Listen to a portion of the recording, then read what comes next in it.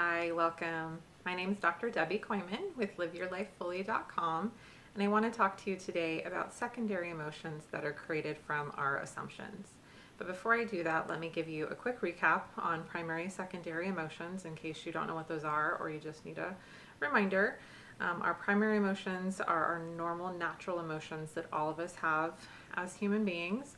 Sadness when we lose something that's important to us, fear when we feel threatened, anger when something's not okay, not right, not fair.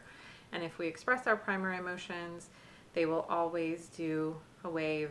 They'll come in to our body, we'll experience them, they go out. They have no desire to stay. They just want us to express them so they can move on. Secondary emotions, on the other hand, are usually reactions to our primary emotions, and they create other emotions. And in essence, what happens is the energy that would have created the wave of the primary emotion gets stuck, gets stopped, and then that energy feeds over into other emotions, and then that energy causes those emotions to either just spin in circles or to escalate. And a lot of people try to problem solve to those emotions, but because they're not the real issue, it's not effective. And what really needs to happen is we need to go back to the primary emotion, let that emotion be experienced fully, do its wave, come in, out, and then move forward. So that's primary, secondary emotions. And the rest of the time today, I'd like to talk about how we create secondary emotions when we make assumptions. Now, assumptions in general aren't necessarily a bad thing. It's something that we all do. It's a way we kind of fill in missing pieces of information that we don't have. And as we walk around just in the world, there's a lot of information we don't have. And so we're constantly making assumptions. And that's not necessarily a bad or negative process on its own, but there are times when it can create a negative situation for us because we're creating assumptions that are creating emotions. And so I want to talk specifically, of course, about that. Sometimes we make assumptions and it's, they can be positive or helpful. Sometimes it's neutral, but sometimes it's negative. And again, those can cause us problems. So we're going to talk about those specifically. So I'm going to give you an example so that you can kind of see how this process works.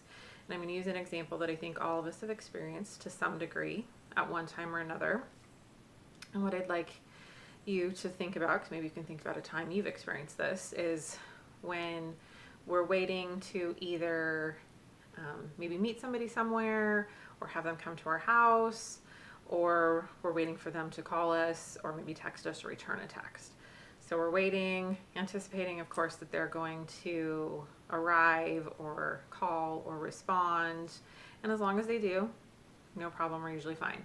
But let's go with the scenario where we're waiting and it's now past, it's been more than just a couple minutes, more than just a few minutes, and they have not arrived, have not called, have not responded, and we're not sure why.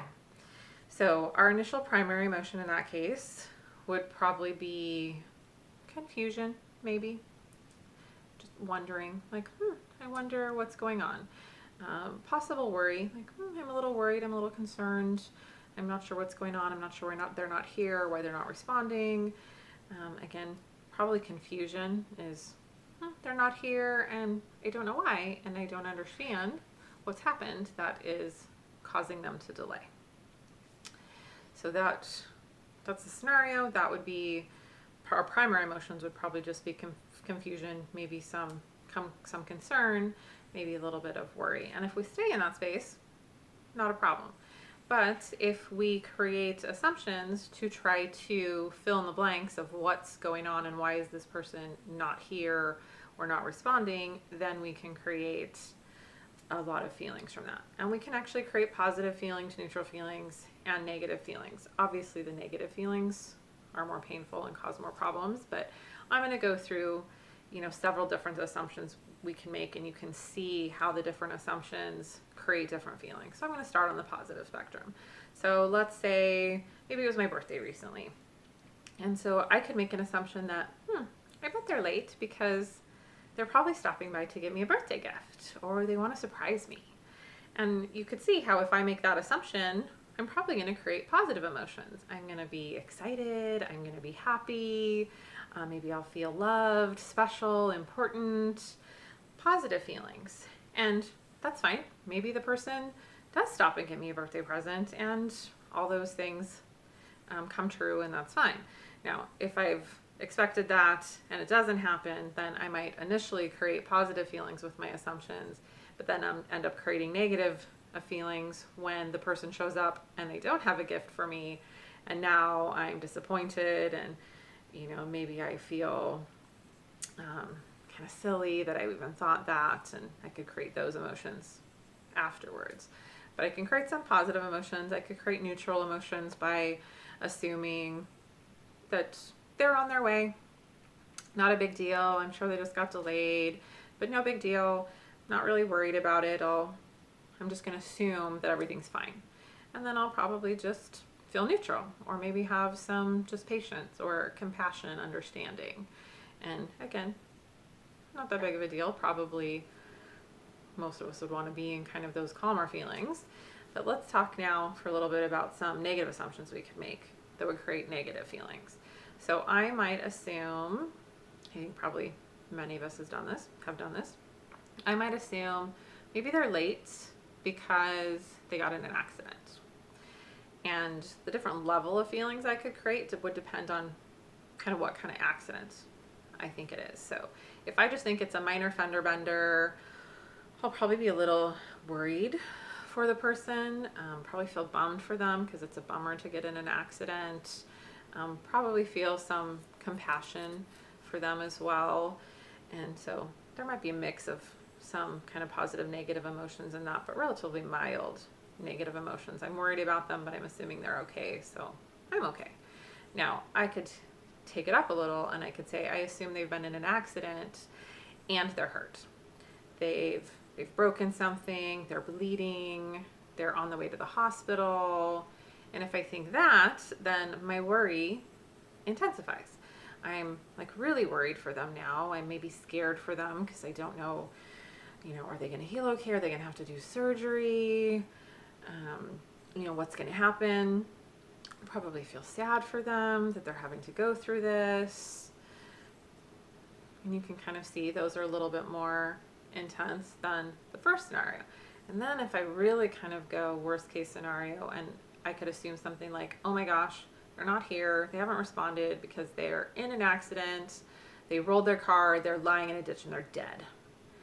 And that, assuming this is somebody we care about, could create a lot of really intense emotions very quickly. If I assume that somebody I love has just died on their way to meet me, I'm going to feel really intense, probably anxiety and fear, grief.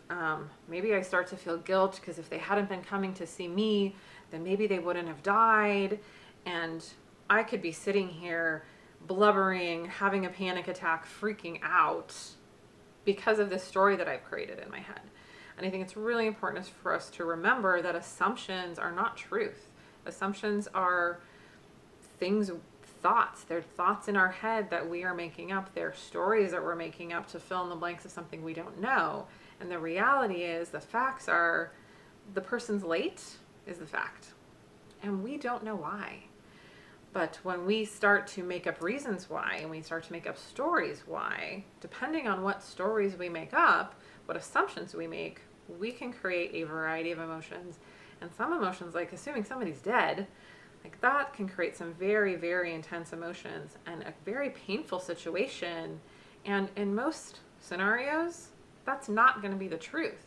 So I've just created this set of emotions that was completely my creation and was very painful and was very, very unnecessary. So this is why we don't want to do this, because we can create some very painful situations just from our assumptions. Now let me do a couple more just along those lines. Maybe I assume the person has forgotten about the call or the text or our meeting. And depending on what I assume the reason is for that, that could create different emotions. If I assume something just must have happened, it must have slipped their mind, then I might be bummed, disappointed, but I'll probably have compassion and understanding. If I assume they forgot because they don't really care about me, because I'm not important, because I don't really mean anything to them, that's going to create hurt and sadness, maybe anger towards the person, which clearly would be more hurtful than just thinking it wasn't intentional.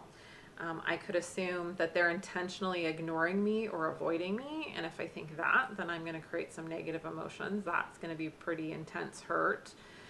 Again, maybe anger, maybe sadness, disappointment, confusion. Like, I don't understand why this person would want to hurt me that way. Those would be pretty negative.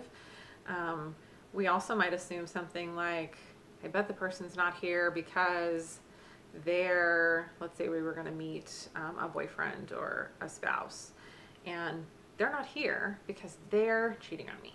They're seeing somebody else, and that's why they're not here. Clearly, that's going to create some pretty intense emotions as well. I'm probably going to feel really hurt, really betrayed, maybe jealous, probably super angry, and more than just angry, I'm probably going to be enraged and livid and furious and want to go track this person down, and you get the point, I think. So you can see how, take a situation that is kind of neutral at the moment because we don't know what has actually happened, and because of our assumptions, we can create a spectrum of emotions just based on what we think has happened. And it's really important for us to remember that these aren't facts. Assumptions are not facts. Assumptions are thoughts in our head, stories we make up, and they have power. They create certain emotions. And because we're contributing to this and creating these emotions, we don't have to create that. We can learn how to become aware of our assumptions. We can learn to challenge our assumptions. We can learn to stop our assumptions. We can learn how to go back to our primary emotion, which in this case is maybe a little bit of worry, maybe a little bit of concern, mostly confusion. I don't know what happened, and I'm confused. I'm not sure what's happened. And I can choose to just keep it there and not go into all the assumptions. And I really try to do that when I don't know what's going on. I try to just say that to myself, like, I don't know. I'm worried, I'm confused, and I don't know what's going on. And I don't like creating a bunch of negative emotions. I don't like creating all these secondary emotions. So I really try to be aware of that and say, I don't know, and I'm not going to choose to go into all these stories until I get facts. And sometimes we get facts, sometimes we don't, based on the situation, and sometimes we just have to sit with confusion and not knowing.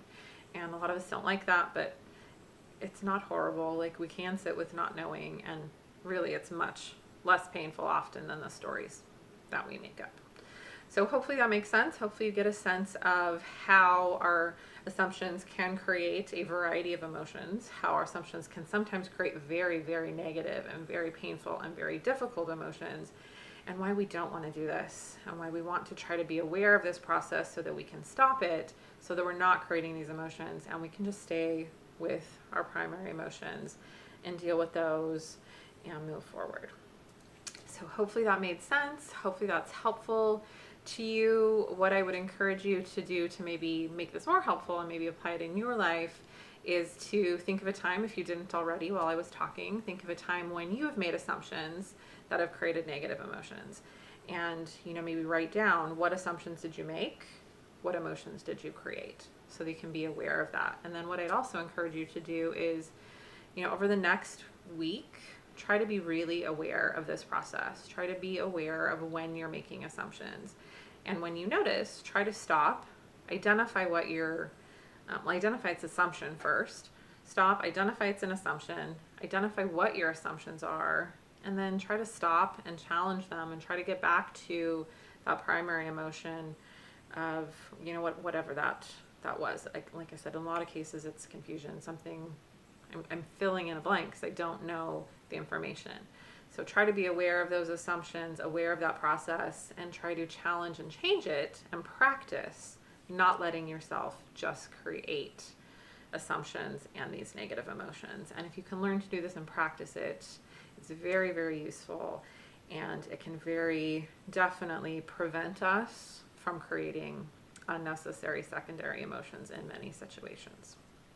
So again, hope that's helpful for you. I hope that you take these suggestions and apply them and learn to use this in your life. I think it's very useful, very helpful. And as always, if you have comments or questions, feel free to comment below or feel free to send me an email, drkoyman@liveyourlifefully.com. If you're here in Southern California and you would like to actually meet with me and talk about this stuff or have me help you, you're certainly welcome to call me or send me an email. And I hope that you subscribe as well. If you like the video and you would like to get more of my videos, I will be continuing to do more of these videos about what causes secondary emotions. And like I said, I think they're really very helpful and useful. So thanks so much again for stopping by. I hope you enjoy the rest of your day, and I hope to see you back here again soon. Take care.